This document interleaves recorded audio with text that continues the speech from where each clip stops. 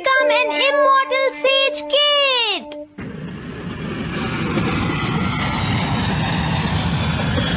अरे नहीं, मैं लेट हो गया। तो हम सब 4 बजे मिलेंगे, ठीक है? हाँ, ठीक है। हाँ, सॉरी दोस्तों, मुझे थोड़ी देर हो गई। 3 दिन की छुट्टी है, इसीलिए टीचर ने मुझे बहुत सारा होमवर्क दिया है। वैसे शिजुका, तुम मुझे क्या बताना चाहती थी? हाँ, प्लीज बताओ ना। वो बात ऐसी है नोबिता। क्या सुनियो का कजिन हम सबको कैंपिंग के लिए लेकर जा रहा है? हाँ, वहाँ तो बहुत मजा आएगा दोस्तों। क्या तुम भूल गए तुम्हें कितना होमवर्क मिला है? सही कहा, तुम्हें अपना होमवर्क करना चाहिए नोबिता। ये तो बहुत बुरा हुआ नोबिता। मुझे लगता है कि कैंपिंग जाने की बजाय तुम्हें अपना होमवर्क करना चाहिए। हाँ नोबिता, मुझे भी लगता है कि डेकिसुगी सही कह रहा है। तुम्हें हमारे साथ नहीं जाना चाहिए। अरे नहीं। कहाँ थे तुम? टाइम देखा है तुमने? वो बात ये है मॉम। मुझे कुछ नहीं सुनना है। मुझे पूरा यकीन है आज फिर टीचर ने तुम्हें डांटा होगा। बताओ नोबिता, क्या इस बार भी तुम्हें टेस्ट में 0 मिला है?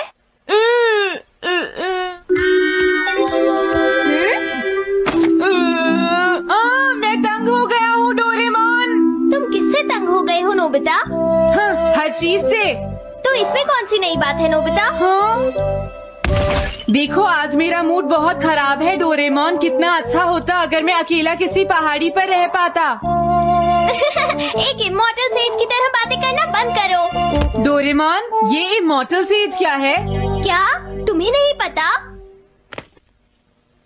क्या तुमने इस तरह की पिक्चर पहले कभी नहीं देखी? हाँ, क्या ये एक इमॉर्टल सेज है? इमॉर्टल सेजेस के लेजेंड्स ओल्ड चाइना से यहाँ आए। वो दुनिया में हो रही करप्शन से बहुत परेशान थे। इमॉर्टल सेजेस ने फिर अपने आप को पहाड़ियों में छुपा लिया और सुपरनैचुरल पावर्स पाने के लिए ट्रेनिंग लेने लगे। सुपरनैचुरल पावर्स यानी मैजिक? हाँ नोबिता, ऐसा कह सकते हैं। ऐसी चीजों के मामले में तो तुम बहुत स्मार्ट हो। मैं भी एक इमॉर्टल सेज बनना चाहता हूँ। जरा 1 मिनट रुको। मैंने तुमसे कहा था ना कि वो सिर्फ लेजेंड्स थे। तो फिर ये anyone can become an immortal says kid किस लिए है? क्या ये मेरे काम आ सकती है? हाँ। मुझे देखने दो डोरेमोन। देखो, ये एक इमॉर्टल सेज में बदलने वाली किट नहीं है नोबिता। कोई बात नहीं, मैं इसे ट्राई करना चाहता हूँ डोरेमोन। सुनो, हाँ? ये सब करने से पहले तुम्हें अपना होमवर्क करना चाहिए। अगर मॉम ने तुम्हें डांटा तो मैं मदद नहीं करूँगा। जब मुझे मेरी सुपरनैचुरल पावर्स मिल जाएंगी तो मैं अपना होमवर्क कर लूँगा। सुपरनैचुरल पावर्स पाने के लिए तुम्हें बहुत हार्श ट्रेनिंग करनी पड़ेगी। इमॉर्टल सेज बनने के लिए अगर मुझे ऐसा करना पड़ेगा तो मैं तैयार हूँ। लगता है अब तुम नहीं मानोगे नोबिता। तुम मेरे साथ नहीं आओगे डोरेमोन? बिल्कुल नहीं। इमॉर्टल सेज ट्रेनिंग के लिए आज तक कोई किसी के साथ नहीं गया, समझे? अगर ऐसी बात है तो फिर ठीक है, मैं इमॉर्टल सेज ट्रेनिंग के लिए अकेला ही जा रहा हूँ। वाओ, ये जगह तो बहुत अच्छी है। देखता हूँ इस इमॉर्टल सेज किट में क्या है। हाँ, ये क्या है? हाँ, ये तो इमॉर्टल सेज आउटफिट है। ये छोटा सा कॉटेज है और इसके साथ एक पंप भी है। समझ गया।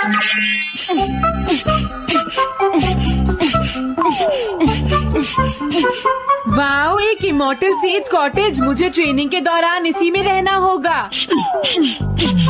हाँ, अब ये तैयार है। ये छोटी लगती है पर मुझे यकीन है ये अंदर से बहुत बड़ी होगी और इसमें शावर और बेड भी होगा।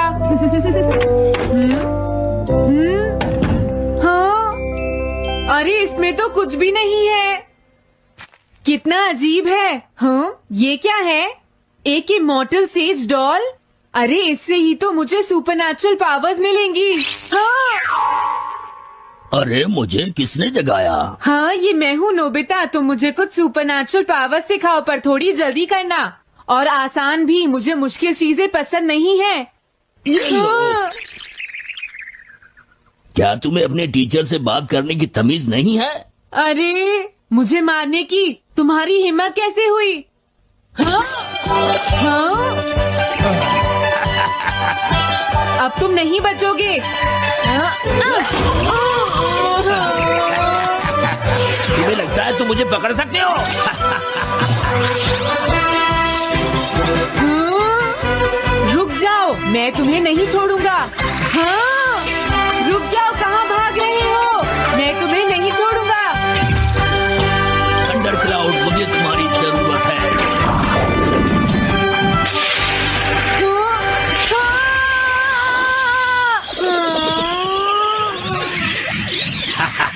क्या अब तुम हार मानते हो? हाँ, मैं हार मानता हूँ। मुझे अच्छा लगा। अब मैं तुम्हें सब कुछ सिखा दूंगा। सच में? क्या तुम मुझे सिखाओगे? वाह, मजा आ गया। सबसे पहले हम आसान ट्रेनिंग से शुरू करेंगे। चलो तुम इस क्लाउड पर बैठ जाओ। लेकिन मैं इस पर बैठूंगा कैसे? हाँ? प्लीज बताओ, इस पर कैसे बैठना है? इस पर चढ़ जाओ। ये तो बहुत आसान है। ये इतना आसान है? देखता हूँ। तुम तो बिल्कुल बेकार हो, तुम्हें कुछ नहीं आता। अब सबसे पहले मैं तुम्हें स्पिरिचुअल ट्रेनिंग दूंगा। तैयार हो जाओ।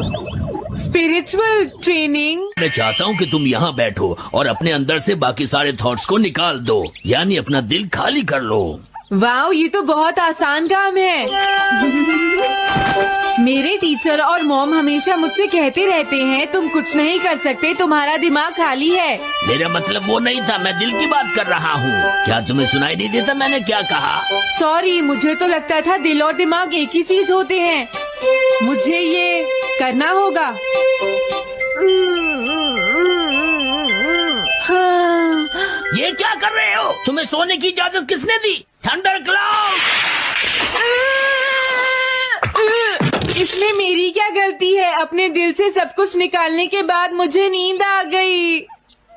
ये ट्रेनिंग इतनी आसान भी नहीं है। ध्यान से सुनो, अब तुम्हें अपने आप ही ट्रेनिंग करनी पड़ेगी, लेकिन कुछ गड़बड़ नहीं होनी चाहिए। पता नहीं ये हर चीज के बारे में इतना स्ट्रिक्ट क्यों है।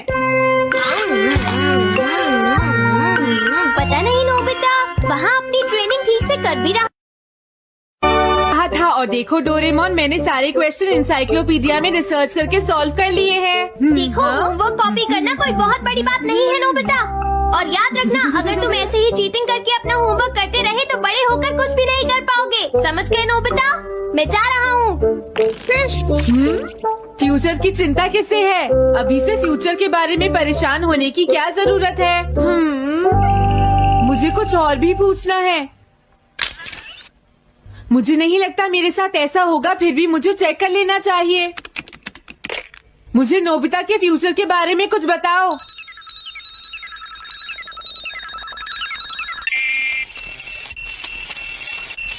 हाँ, जवाब मिल गया।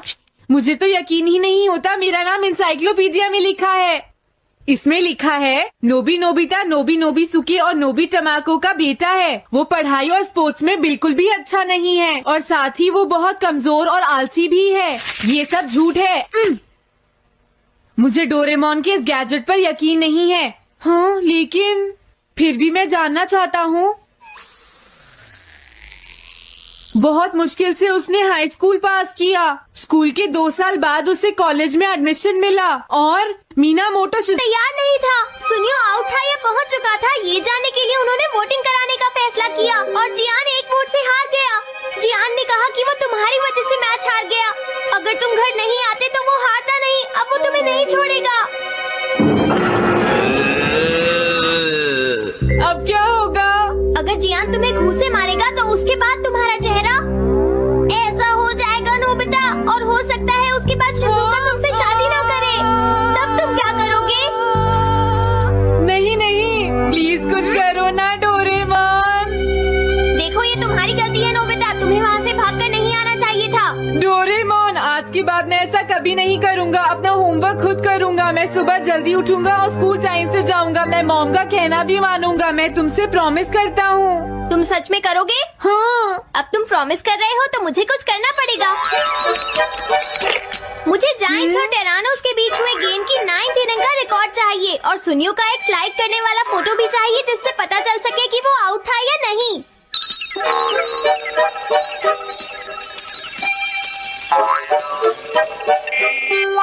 हाँ?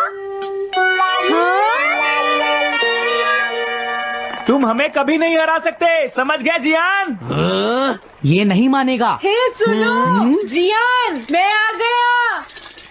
नोबिता, मुझे माफ कर दो जियान। देखो नोबिता, तुम्हें माफी मांगने की कोई जरूरत नहीं है। तुम यहाँ पर आ गए, मुझे तो बस इसी बात की खुशी है। जियान, तुम घर क्यों चले गए थे? अब पिटने के लिए तैयार हो जाओ। जरा इसे तो देखो। अब बोलो। मैंने तो तुमसे पहले ही कहा था, मैं पहुंच चुका था। ये इस बात का सबूत है कि आज का मैच हमने जीता है, समझ गए? हाँ ठीक है। ये हम जीत गए। तुम सब मेरे साथ चलो, आज मैं सबको केक खिलाऊंगा। मजा आएगा। हम अपनी जीत सेलिब्रेट करें। सीड्स मैंने बोए हैं दोस्तों।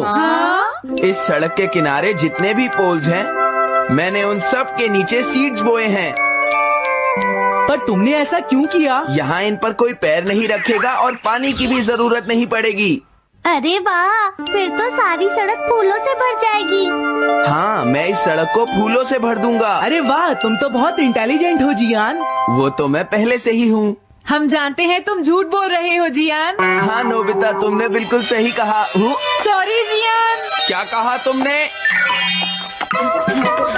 आज तो मैं बाल बाल बच गया। अगर वो मुझे पकड़ लेता तो मेरी बहुत पिटाई करता। हाँ, आज दोबारा बच गया। अरे नहीं, गलती तो मेरी है।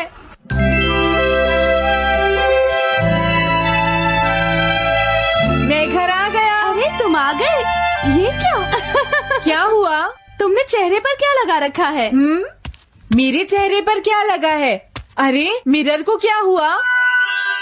हाँ, हाँ, हाँ, हाँ, ये क्या हो रहा है? कुछ दिखाई क्यों नहीं दे रहा? हाँ, हाँ,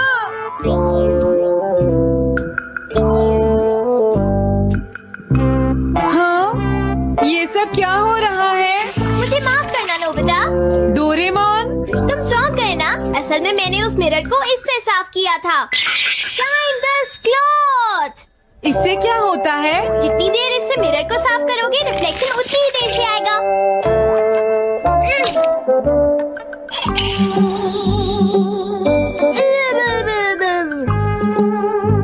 अब हमें थोड़ी देर इंतजार करना होगा।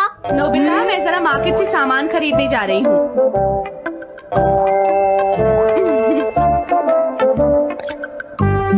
मिरर में मेरा चेहरा नजर नहीं आ रहा। ये हो क्या रहा है? Nobita, Doraemon! ये गैजेट तो मजेदार है। हाँ, इसका एक और यूज भी है। Good morning. अब आप आज के समाचार सुनिए। अरे न्यूज तो सुबह आती है। हाँ, इससे तुम टाइम में पीछे जा सकते हो। प्रधानमंत्री ने कहा है कि चिंता करनी। अरे ये शो तो कल रात आया था, मैंने देखा था। अभी आता हूँ। तुम इस हैंड मिरर से क्या करोगे? हाँ? बस तुम देखते जाओ। तुम फिर से कोई शरारत करना चाहते हो ना नोबिता? ये सुनियो अभी तक क्यों नहीं आया? जियान, हाँ? अरे नोबिता, तुम क्या कर रहे हो? कुछ नहीं कर रहा। अरे जियान, तुम्हारे चेहरे पर कुछ लगा है। हाँ?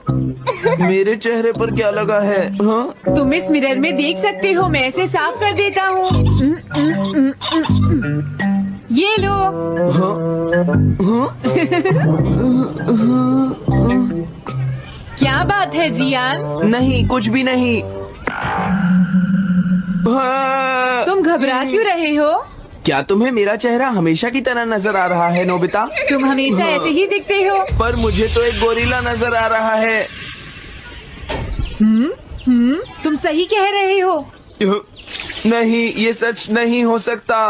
हाँ? अरे जियान, तुम कहाँ जा रहे हो? ये जियान को अचानक क्या हुआ नोबिता? उसे मिरर में अपना चेहरा गोरिल्ला जैसा लगा। सुनियो। हाँ? तुम्हारा मतलब उसे आज पता चला? वो तो हमेशा गोरिल्ला लगता है। मुझे देखो, मैं कितना सुंदर हूँ नोबिता। तुम देखना चाहोगे? हाँ जरूर। अरे नहीं। क्या हुआ सुनियो? हाँ?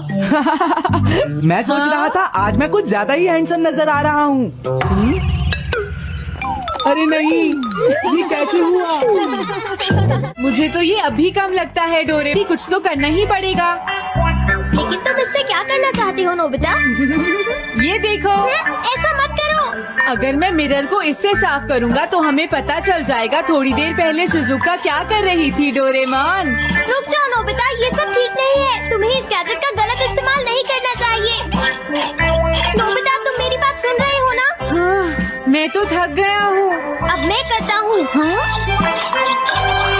इतना अंधेरा क्यों है? लगता है ये मिरर कल रात का समय दिखा रहा है नोबिता। रात का? अगर इसे थोड़ा और साफ करेंगे तो ये दिन का समय दिखाएगा। हाँ? मैं देखना चाहता हूँ शिजुका दिन में क्या क्या करती है डोरेमोन। अरे जरा मिरर में देखो। मुझे देखने दो। शायद वो अभी स्कूल से वापस आई है। वो आते ही होमवर्क करने लगी। शिजुका अपनी पढ़ाई के बीच में कभी किसी को नहीं आने देती। लेकिन एक बात तो है, तुम उससे बिल्कुल अलग हो। क्या कहा? शिजुका को पढ़ते हुए देखना तो बहुत बोरिंग है डोरेमोन। अरे लगता है किसी ने उसे बुलाया है। वो जा रही है। हाँ। वो तो कमरे से बाहर चली गई।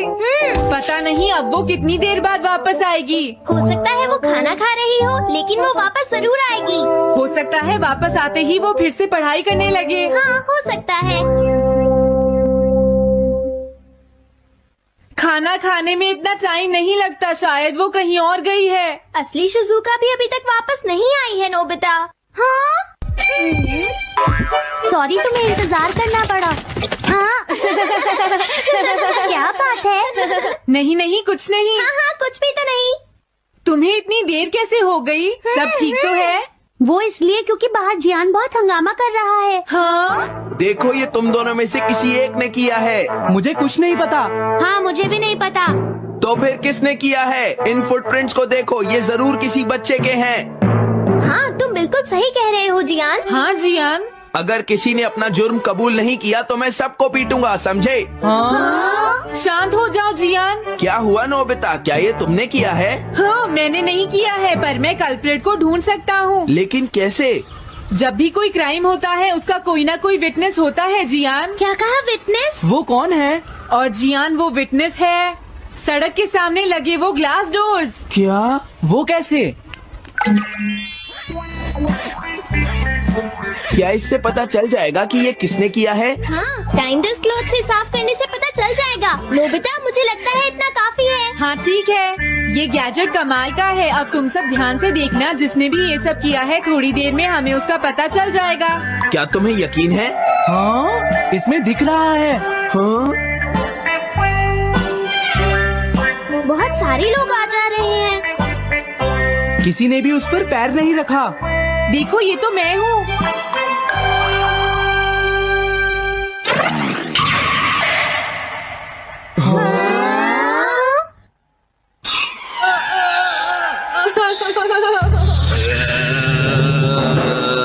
मुझे बचाओ डोरेमोन। डोरेमोन, ये तुम क्या कर रहे हो? इस तरह से तो मैं अपने आप दवाई भी नहीं लगा सकता। हाँ? मुझे माफ कर दो। मैं घर जा रहा हूँ। ये लो, थैंक्स, बाय बाय। हाँ? अरे ये जियान अचानक वापस क्यों चला गया? हाँ? अरे नहीं, ये नहीं हो सकता। मेरा प्लेन कहाँ गया? हाँ! अरे नहीं, मेरा प्लेन तो पेड़ में अटक गया है। अब मैं इसे नीचे कैसे उतारूंगा? अब मैं क्या करूं? तुम बहुत बुरे हो जियान। हाँ? उसने तुम्हें परेशान किया? तुम्हें भी सुनियो। हाँ, जियान बहुत बुरा है नोबिता। अब बहुत हो गया। मुझे नहीं लगता जियान कभी सुधर पाएगा शिजुका। लेकिन वो इतना बुरा तो नहीं है। वो सबसे बुरा है शिजुका। सुनो डोरेमोन, क्या तुम्हारे पास कोई ऐसा गैजेट है जिससे हम जियान से बदला ले सके? ऐसा तो कोई भी गैजेट नहीं है। देखो, ऐसा मत कहो। अब तुम्हें ही कुछ करना पड़ेगा डोरेमोन, वरना वो ऐसे ही हमें परेशान। हाँ? अगर है तो जल्दी दो डोरेमोन। लेकिन मुझे नहीं लगता कि हमें इसका इस्तेमाल करना चाहिए। पर क्यों? दरअसल नोबिता, ये गैजेट बहुत खतरनाक है। सच में? देखो, हमें जियान के लिए ऐसा ही कुछ चाहिए डोरेमोन। हाँ, नोबिता ने बिल्कुल सही कहा। जब तक हम उसे मजा नहीं चखाएंगे वो नहीं मानेगा डोरेमोन। लेकिन उससे सिर्फ जियान को ही खतरा नहीं होगा। हाँ? तुम्हारा मतलब क्या है? वो कभी भी कोई गलत काम होते हुए नहीं देख सकता, क्योंकि वो एक डिफेंडर ऑफ जस्टिस है। हमें यही चाहिए डोरेमोन। हाँ, लेकिन सिर्फ गलती करने वाले को सजा मिलेगी ना? अगर हम गलती नहीं करेंगे तो हम वो स्प्रे सिर्फ एक सैंपल था नोबिता, इसलिए 3 घंटे बाद उसका असर खत्म हो जाता है। क्या सच में डोरेमोन? क्या 3 घंटे बाद? तो अब क्या होगा? 3 घंटे बाद तुम्हें वहाँ दर्द महसूस होगा जहाँ जियान ने तुम्हें मारा है नोबिता। नहीं, ऐसा मत कहो। हाँ, पहले मैंने इसे घोस्ट हाउस में भी यूज किया था। हाँ, इसका मतलब है जल्द ही तुम्हें डर लगना शुरू हो जाएगा। डोरेमोन! अरे क्या हुआ? हाँ? अरे नोबिता! अब मजा आएगा। मैं घर आ गया मॉम। जियान, तुम्हारी हिम्मत कैसे हुई शॉप को खुला छोड़कर जाने की? बताओ मुझे। अब मैं शॉप पर नहीं बैठूंगा मॉम। क्या कहा तुमने? आपको हैरान होने की कोई जरूरत नहीं है मॉम, मुझे आपसे बिल्कुल भी डर नहीं लगता है। ये देखो। जियान, तुम्हें तमीज नहीं है। डोरेमोन, बचाओ मुझे। डोरेमोन! हेलो, नमस्ते और स्वागत है मेरे डोरेमोन मिस्ट्री पार्ट 9 के रिव्यू में। मैं हूं आपका होस्ट और आज हम बात करेंगे डोरेमोन के एक और थ्रिलिंग रहस्यमयी एपिसोड की जो आपको हैरान कर देगा। डोरेमोन, हमारा फेवरेट नीला रोबोटिक कैट, नोबिता को अपने जादुई गैजेट से बचाता है, लेकिन हर बार कुछ नए सवाल छोड़ जाता है। तो अपने डिटेक्टिव कैप पहनो, पॉपकॉर्न ग्रैब करो और चलो डाइव करते हैं इस लेटेस्ट एपिसोड में। सीजन 20 का ये नया एपिसोड जो रिलीज हुआ 23 मई 2025 को है 2 मजेदार मिस्ट्री स्टोरीज का कूल कॉम्बो, दी विस्परिंग टाइम कैप्सूल और दी शैडो ट्रैकर। चलो शुरू करते हैं समरी रिव्यू और देखते हैं क्या है खास इस एपिसोड में। पहली स्टोरी, दी विस्परिंग टाइम कैप्सूल स्टोरी शुरू होती है नोबिता के साथ, जो स्कूल में हिस्ट्री प्रोजेक्ट के लिए टीचर से डांट खाता है। वो घर आकर डोरेमोन से शिकायत करता है, यार हिस्ट्री तो टोटली बोरिंग है, कुछ मजेदार करो।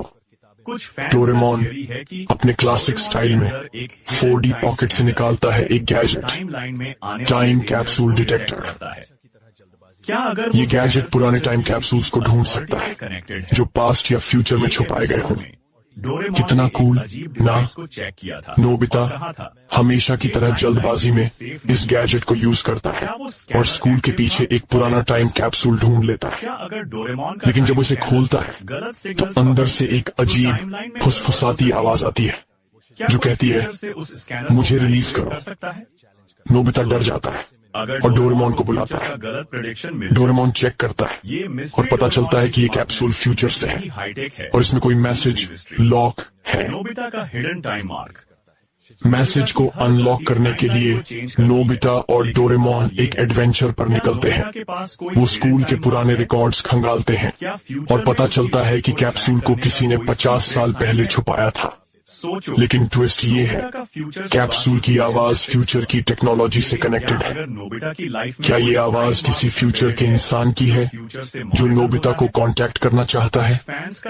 हंगामा तब बढ़ता है जब कैप्सूल अपने आप ग्लो करने लगता है और स्कूल में अजीब शैडोज दिखने लगते हैं। क्या ये सच में भूत है या फ्यूचर का कोई गैजेट माल फंक्शन कर रहा है? डोरेमोन अपनी स्मार्टनेस से मिस्ट्री सॉल्व करता है, लेकिन आखिरी सीन में एक ऐसा क्लू छोड़ जाता है जो आपको सोचने पर मजबूर कर देगा। थ्रिल, मजा और थोड़ा सा डर, ये स्टोरी है फुल ऑन। दूसरी स्टोरी, द शैडो ट्रैकर। दूसरी स्टोरी में नोबिता को स्कूल में एक नया टास्क मिलता है, अपने दोस्तों की हॉबीज पर प्रेजेंटेशन देना। नोबिता जो आलसीपन का किंग है, डोरेमोन से कहता है यार कुछ आसान तरीका बता। डोरेमोन निकालता है शैडो ट्रैकर, एक गैजेट जो किसी के शैडो को फॉलो करके उसकी सीक्रेट हॉबीज बता सकता है। मस्त आइडिया ना?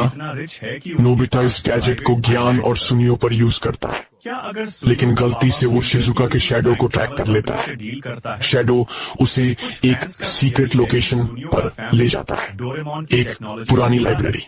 वहाँ नोबिता को पता चलता है कि शिजुका रात में चुपके से कुछ रहस्यमयी किताबें पढ़ रही हैं। क्या शिजुका का कोई सीक्रेट?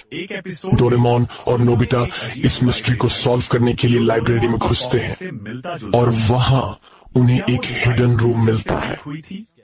रूम में एक पुराना गैजेट होता है जो शैडोज को रिकॉर्ड कर सकता है। लेकिन ट्विस्ट ये है, गैजेट से एक सिग्नल निकलता है जो फ्यूचर से आ रहा है। क्या शिजुका की सीक्रेट हॉबी फ्यूचर से जुड़ी है?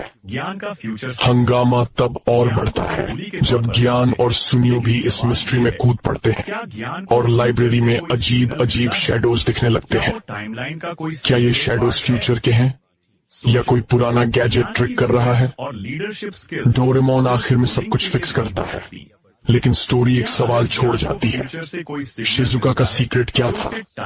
एडवेंचर, ह्यूमर और मिस्ट्री का धमाकेदार मिक्स इस एपिसोड की खासियत। पहला, मिस्ट्री का थ्रिल। विस्परिंग टाइम कैप्सूल में फ्यूचर की आवाज और शैडो ट्रैकर में शिजुका का सीक्रेट बच्चों को स्क्रीन से बांधे रखता है। दोनों स्टोरीज में रहस्य का तड़का जबरदस्त है।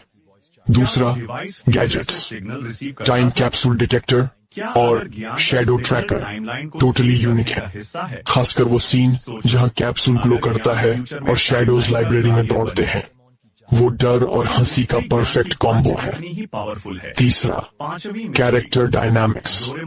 इस बार शिजुका का रोल बड़ा है और उसका सीक्रेट स्टोरी को इंटरेस्टिंग बनाता है।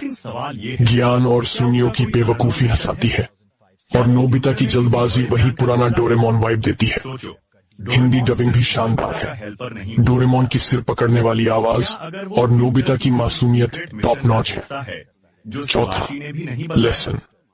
स्टोरी सिखाती है कि दूसरों के सीक्रेट्स में बिना परमिशन ताक झांक करना गलत है और जल्दबाजी मुसीबत ला सकती है। ये लेसन बच्चों के लिए मजेदार तरीके से प्रेजेंट किया गया है। पांचवा, सस्पेंस। दोनों स्टोरीज आखिर में सवाल छोड़ती हैं। कैप्सूल की आवाज किसकी थी? शिजुका का सीक्रेट क्या है?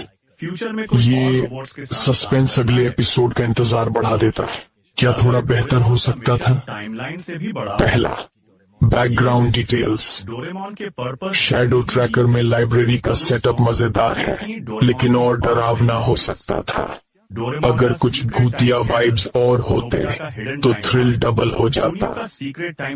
दूसरा, story length.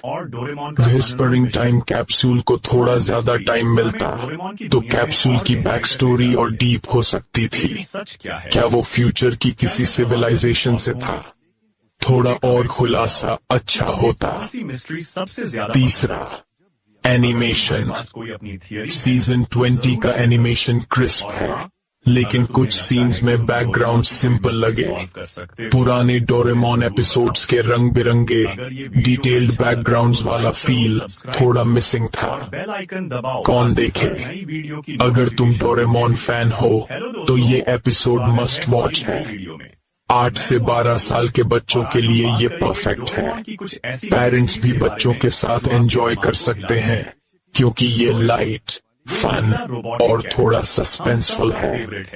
Hindi cartoon lovers के लिए डबिंग जबरदस्त है और अगर तुम्हें मिस्ट्री, एडवेंचर और थोड़ा सा डर पसंद है तो ये एपिसोड तुम्हारे लिए टेलर मेड है।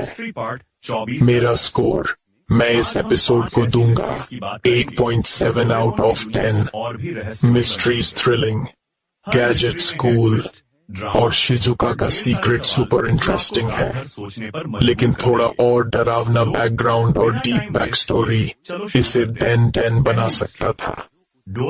तुम्हारा स्कोर क्या है? कहाँ देखें? ये एपिसोड bilibili.tv पर अवेलेबल है। कुछ क्लिप्स फेसबुक, यूट्यूब या इंस्टाग्राम पर भी मिल सकती हैं।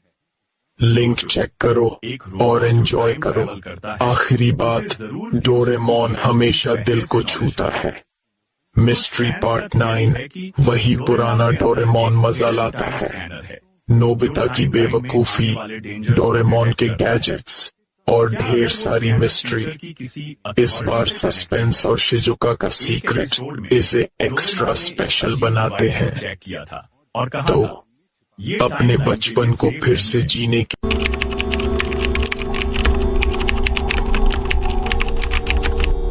Men, listen carefully. The greatest trap you will ever fall into is believing that a woman's past does not concern you. Tonight, I will show you how her past, her choices, her mistakes, her loyalties can ruin your future. This is not about love, but about survival. Ignore this warning and you will live as a fool, destroyed by illusions. Men, listen carefully. You believe that when you meet a woman, you meet her in the present moment. You believe her smile, her laughter, her softness is what she truly is. But I tell you, you are not meeting her in the present. You are meeting the sum of her past. Every choice she has made, every loyalty she has broken, every path she has walked is carried into this moment with you. Do not be deceived by appearances, for the past is not buried. It breathes through her words, it lives in her habits, and it commands her future. Consider this: a ruler who ignores the history of his enemy is a ruler walking toward defeat. A kingdom has betrayed allies before, only a fool would trust its promises today. The same law applies to women. A woman's past is a mirror of her future loyalties. The man who closes his eyes to this truth will soon find himself betrayed, not because she suddenly changed, because he ignored the signs that were written long before she entered his life. Do you think loyalty appears out of nowhere? Do you think faithfulness springs forth like a fountain untouched by time? No. Loyalty is a pattern, a repeated act, a habit etched deep within the character. If she has broken promises before, it is not love for you that will stop her from breaking them again. If she has shown no restraint in her past, it is not your devotion that will teach her discipline. Men, you must understand her past is the clearest scripture of her nature. It is a book already written, and if you are wise, you will read it before you hand her the pen to write in yours. Many men destroy themselves because they fall in love not with the woman, with the illusion of who they believe she can become. They whisper to themselves, "She has changed. She is different now. With me, she will be loyal." But history is the greatest judge of character, and history has no mercy for those who ignore it. A woman who has betrayed another man will carry the same dagger in her sleeve when she walks beside you. A woman who has lived recklessly, who has been guided by desire rather than discipline, will not suddenly become a pillar of stability because she has entered your home. You are not the exception. You are only the next chapter. Imagine a general choosing a soldier for his army. Would he choose the man who fled from battle before? Would he hand him a sword and hope that this time he will stand firm? Or would he look for the soldier whose record is unbroken, whose courage has been tested, whose loyalty has never bent? The general would be a fool to choose the deserter, and yet many men do this very thing when choosing the women they allow into their lives. They ignore her history, and then they curse fate when they are betrayed. But it was not fate, it was their blindness. Understand this: every man and every woman carries a history. That history does not vanish with time. It does not dissolve with new love. It does not disappear with apologies. A woman who has made herself loyal, who has lived with honor, who has guarded her name with dignity. This woman's past becomes a shield for her future. She has proven her strength. But a woman who has left behind her a trail of broken promises, shattered bonds, and discarded men, carries with her not a shield, but a sword. And the man foolish enough to ignore this sword will feel its blade when he least expects it. Men often say, "The past should not matter, people can change." These are the words of the weak, the deluded, the man who wishes to escape the weight of reality. Yes, people can change. But change is not common. Change is not born simply from meeting a new man or whispering empty promises. Change is rare, and you must treat it as rare. To bet your future on the hope of change is to stake your fortune on the weakest of chances. A wise man builds on solid ground, not on the shifting sands of dreams. When you choose to bind yourself to a woman, you are not only choosing her present self, you are inheriting the legacy of her past. If her history is a history of loyalty, you inherit strength. If her history is a history of betrayal, you inherit weakness. And do not think yourself so unique, so powerful, that her patterns will not repeat with you. Men of every age have thought this, and men of every age have fallen the same way. The heart blinds them, and when the heart blinds, destruction follows. You must learn to study her past as a strategist studies the terrain of war. If the ground is muddy, you will not march your army through it. If the rivers are unsteady, you will not trust them to carry your ships. If her past is filled with storms, you cannot expect clear skies with her in your future. To do so is not only foolish, it is suicidal. And yet, how many men walk willingly into ruin, believing that love alone will conquer all? Love does not erase the past. Love is not stronger than habit. Love does not transform chaos into order. Only discipline, only proven loyalty, only demonstrated character can do this. The man who ignores this truth surrenders his future. He trades his power for weakness, his clarity for blindness, his stability for chaos. And he does this willingly because he chooses to believe in illusions instead of facts. But illusions cannot defend a kingdom, illusions cannot protect a throne, and illusions cannot guard a man's heart. Only truth can. And the truth is simple: her past shapes her present loyalties, and her present loyalties determine your future. Men, do you know why rulers study the chronicles of war before they ride into battle? It is because the past is not dead. The past is alive. It breathes, it whispers, it repeats itself like a wheel that never stops turning. What has been done before is the strongest clue to what will be done again. And just as a kingdom's history predicts whether it can be trusted in alliance, a woman's history predicts the path she will walk with you. To ignore this is not noble, it is suicidal. You must understand, human beings are not creatures of sudden transformation. They are creatures of habit. Their actions, their choices, their betrayals, their victories, these are patterns carved into their very nature. If you wish to know where a woman will take you tomorrow, look first at where she walked yesterday. History is the map of character, and men who refuse to study it are like generals who enter unknown lands with no guide, no scouts, no preparation. And what awaits such generals? Defeat, disaster, and ruin. The man who says, "Her past is no concern of mine," speaks as a fool. Imagine a king who forms an alliance with a city known for treachery. He does so out of hope, out of desperation, or out of blindness. And when that city betrays him, as it has betrayed others before, he blames the gods, he blames fortune. The truth is he destroyed himself by ignoring history. The same law governs your dealings with women. If she has deceived before, if she has abandoned loyalty in pursuit of pleasure or convenience, what do you imagine will stop her from doing so again? Do you think it will be your charm, your devotion, your promises? No, men. She does not change for you. She repeats what she has always been. Consider how kingdoms record their chronicles. Every war, every treaty, every betrayal is written down so future rulers may learn and protect themselves. A wise man does the same when studying a woman. He does not look only at her present words, her present affection, her present behavior. He looks at her story. Who has she chosen before you? How has she treated them? Did she honor her commitments, or did she abandon them when temptation whispered? Did she value stability, or did she live in chaos? Her answers are already written in her history, and it is your task to read it. Do not confuse forgiveness with blindness. A ruler may forgive an enemy once, but he will never forget the betrayal, for he knows history repeats. If he does not keep this in mind, he is no ruler but a lamb to the slaughter. Men often forgive a woman's past and then choose to forget it, convincing themselves it will not matter.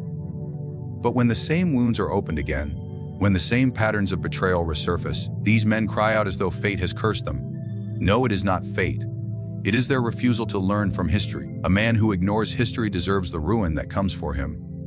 Let me ask you, do you believe that nations at war change their nature? Rome was ambitious. Even when beaten back, Rome rose again to conquer. Sparta was disciplined, and even when humbled, its military heart never faded. The Persians sought domination, and even after defeat, they returned to challenge Greece again. Why? Because history repeats. For history is simply the expression of character over time. The same applies to the woman you allow into your life. If her history shows recklessness, that recklessness will return. If it shows dishonor, dishonor will rise again. If it shows loyalty, then perhaps loyalty may endure. You must learn to study her as a ruler studies the nature of nations. The weak man blinds himself with the hope that the future will be different. He says, "She will not betray me, for I love her. She will not lie to me, for I am not like the others. She will not abandon me, for I am strong enough to hold her." These are illusions, the soft comforts of fools who cannot face truth. History laughs at such men, for history does not bend to their feelings. History does not rewrite itself because of their hope. History is merciless, and it repeats itself regardless of how much they dream. The man who refuses to learn from it will be broken by it. You must think of yourself not as a lover, but as a strategist. A strategist does not march blindly into foreign lands. He studies the rivers, the mountains, the roads, the people. He studies their victories and their defeats. He knows their strengths and their weaknesses. He prepares accordingly. Why then would you treat your own future with less care than a general treats a battlefield? Why would you not examine the history of the one person who has the power to shape the rest of your life? Her past is not decoration. It is the battlefield upon which your future will be fought. Ignore it, and you will lose. Men who study history know what is coming. They are never surprised when betrayal returns, when loyalty falters, when chaos rises again. For them, it is expected, and so they are prepared. But the man who closes his eyes, who says, "What is past," is the man who lives unprepared. And unprepared men are always the first to be destroyed. History offers you the clearest vision of the future, and yet men continue to blind themselves willingly. They walk into the arms of women whose records speak of ruin, and they expect to build a fortress on sand.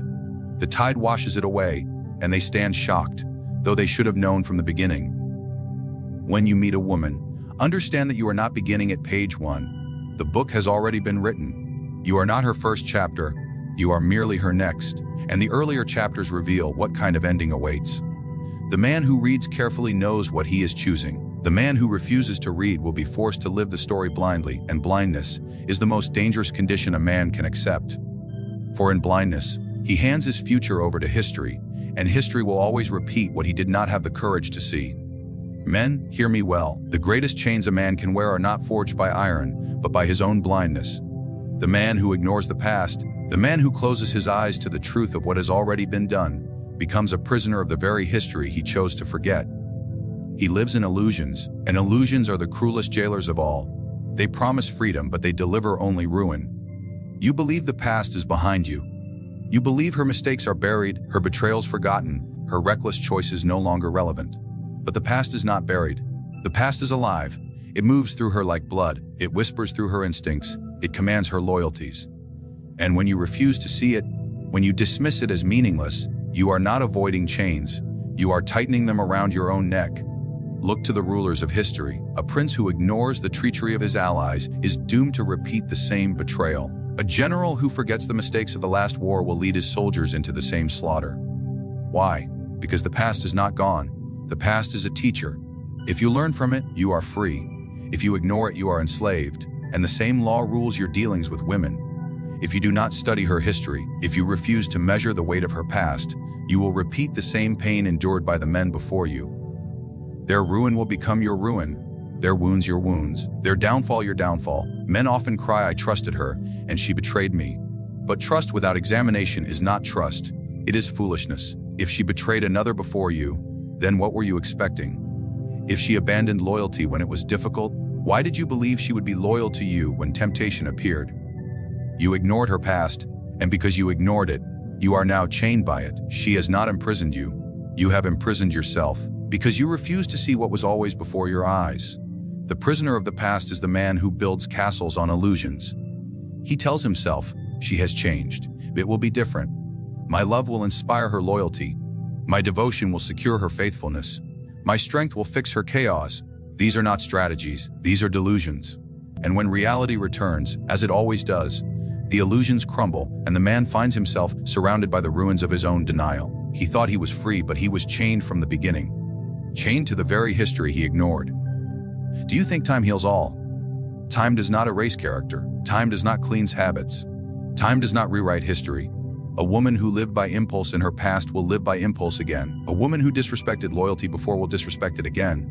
It is not that she cannot change. It is that most do not. Change is rare, and men are fools to gamble their entire future on the rarest of outcomes.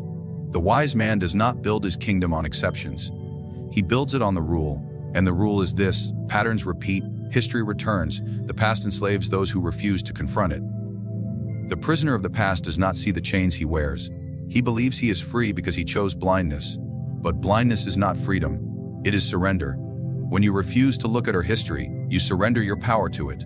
You hand over your future to the very ghosts you deny. You may not see them, but they guide her choices. They shape her instincts. They define her limits. And when the same betrayals rise again, you will stand shocked, wounded and broken, wondering how you did not see it coming. But the truth is simple: you did not want to see. You chose blindness, and blindness is a prison without walls. Imagine a ruler who refuses to study the rebellions of his provinces. He ignores the signs, he dismisses the warnings, he closes his ears to the whispers of history. One day the rebellion rises again, the same province breaks faith, and his kingdom bleeds. Was he betrayed? Yes, but was he surprised? Only because he wanted to be. For the rebellion was always there, waiting, and he chose to walk into it unprepared. You are no different when you ignore the past of a woman who stands before you. Her history is her province. If betrayal has risen there before, it will rise again, and if you ignore this, you will find yourself chained to the same destruction as the men before you. Men often ask, but does her past define her completely? And I say this, the past does not define absolutely, but it predicts relentlessly. Just as the history of nations cannot tell you every detail of tomorrow, but it can show you the direction of their future, so too does a woman's history reveal her path. If her past is chaotic, do not expect order. If her past is loyalty, you may hope for it to continue. But if you ignore her history altogether, you step into the future blind, and blindness is the surest path to chains. Do not mistake chains for love. Many men remain bound because they believe their suffering is sacrifice, their blindness is devotion, their weakness is compassion. They carry her past as though it were theirs to redeem. But a man cannot redeem what he did not destroy. He cannot cleanse what he did not corrupt. He cannot rewrite the story that was written before he appeared. He can only choose to accept it or to walk away from it. Those who accept blindly become prisoners of that story, dragged along its path until it destroys them. Those who confront it may yet escape. The world belongs not to the dreamers, but to the realists. The realist sees chains before they tighten, while the dreamer notices them only when he can no longer move. The realist studies the past and chooses wisely, while the dreamer closes his eyes and tells himself that love alone will save him. The realist is free, but the dreamer is a prisoner. And in matters of women, as in matters of power, the dreamers are the first to fall. Men, strength is not measured by how loudly you speak, nor by how tightly you hold to your feelings. Strength is measured by clarity, by the ability to see truth as it is, without the fog of illusions. The weak man deceives himself and calls it love. The strong man sees reality and calls it wisdom. This is why I tell you the strong man uses knowledge, not illusion. The man who builds on knowledge builds on stone. The man who builds on illusion builds on sand, and the tide of life will wash him away. Consider the rulers of history. The prince who survives is the one who gathers intelligence, who studies his enemies, who seeks the truth even when it is unpleasant. He does not tell himself comforting lies about their intentions. He does not blind himself with hope. He demands facts. He seeks evidence. He judges coldly. It is the ruler who blinds himself with illusions, who believes false promises, who mistakes flattery for loyalty, who is conquered. And men make the same error in their dealings with women. They do not use knowledge. They embrace illusions, and illusions destroy them. The illusion tells you she has changed. The illusion tells you her past has no weight. The illusion tells you that you are different, that she will be loyal to you because you are not like the others. These illusions feel warm, they feel comforting, they make you believe you are secure. But security built on lies is no security at all. It is a trap, a prison, slow destruction. Knowledge, on the other hand, may feel cold, may feel merciless, but it saves you. Knowledge protects you. Knowledge frees you from the chains that illusions wrap around your neck. Do not think strength comes from ignoring the truth. That is weakness disguised as nobility. The strong man does not say, "I will overlook her past, for I am greater than it." That is the language of pride, and pride blinds. The strong man says instead, "I will see her past for what it is, I will weigh it, I will study it, and I will decide with clarity." This is not cruelty. It is survival. The lion does not close his eyes when the hunter raises a spear. The lion watches, measures, and acts with precision.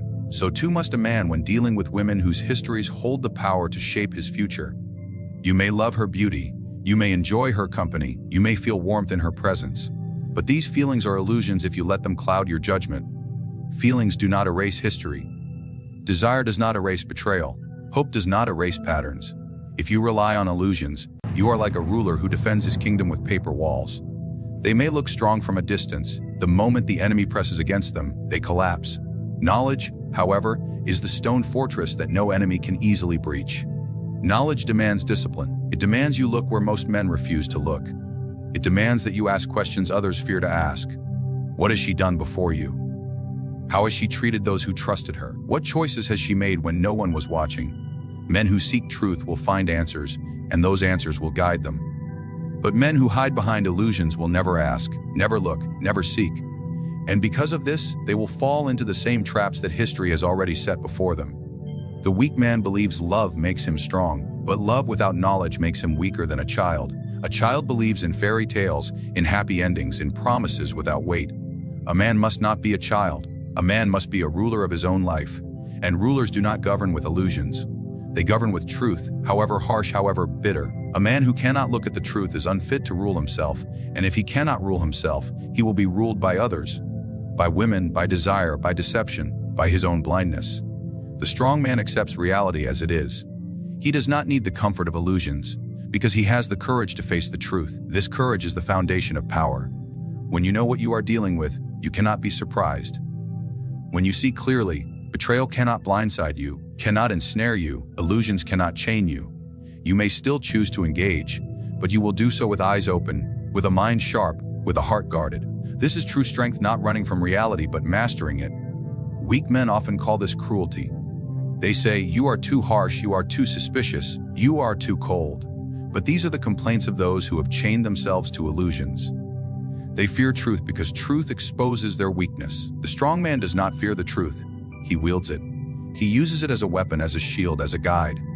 For the man who embraces truth cannot be easily deceived. He cannot be destroyed by lies, because he sees them before they strike. He cannot be ruined by false loyalty, because he has studied the patterns and knows when to withdraw. The strong man uses knowledge, and in knowledge, he finds freedom. Ask yourself, what do you desire more? To feel comfort today, or to secure power for tomorrow? Illusion offers you comfort today, but demands you pay with ruin tomorrow. Knowledge offers you discomfort today, but rewards you with stability, with control, strength in the days to come. The weak man always chooses comfort. The strong man always chooses clarity. And this single choice separates the rulers from the ruled, the free from the imprisoned, the strong from the broken. You must remember, the world is not kind to the blind. History does not forgive the dreamers. Women do not reward illusions. Only the man who sees clearly can protect himself. Only the man who uses knowledge can remain free. Only the man who rejects illusions can guard his throne, his name, his future. Knowledge is power, and power belongs to those who are willing to see the world as it is, not as they wish it to be. Men, I have shown you the truth. A woman's past shapes her present loyalties. History itself predicts her future. The man who ignores this becomes a prisoner of the very illusions he clings to. And the strong man, the man who survives, is the one who uses knowledge, not comforting lies. These are not words of romance, but laws of survival. You can choose blindness and walk into chains, or you can choose clarity and walk with power. Remember this always, her past is not buried, it is alive. And if you do not master it, it will master you.